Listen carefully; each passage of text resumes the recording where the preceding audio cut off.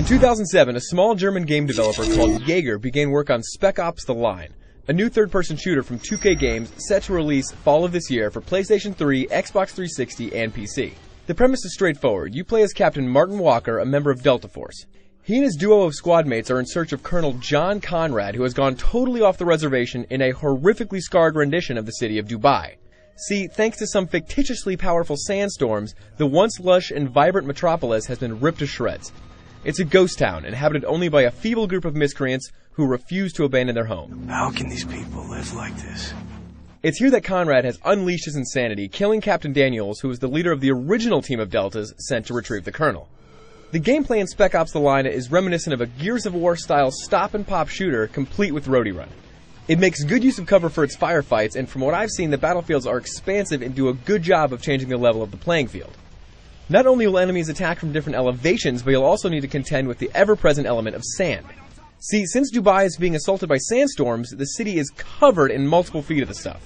That means structures holding the sand can break under your feet or the enemy's. Adding another interesting element is squad mechanics. Unlike in Gears of War, the line allows you to order your teammates around the battlefield. I need you over there!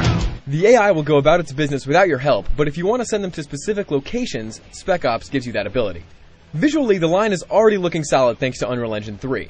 Texture work and effects are right up there with today's standards, and the advent of sand adds an interesting layer to the graphics potential. An obvious concern is the abundance of the color brown, but the liveliness and unpredictability of each environment will hopefully be able to offset the understandably drab scenery. I was happy to see that the cover you'll be hiding behind can, at least somewhat, take damage from things like rocket blasts and grenades. It's a cool visual detail that will advance the realism of the action.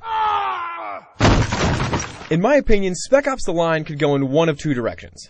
It could either be a run-of-the-mill Gears of War clone with squad mechanics, or it could turn into something special. I think that will all be determined by the single-player storyline. Jaeger says they're shooting for something provocative with the tale of Captain Walker and Colonel Conrad, but it remains to be seen if they're actually going to be able to pull it off. Of course, having Nolan North voicing the main character can't hurt. Don't let up!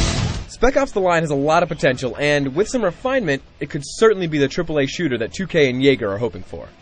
For more details on Spec Ops, check out our preview on IGN.com.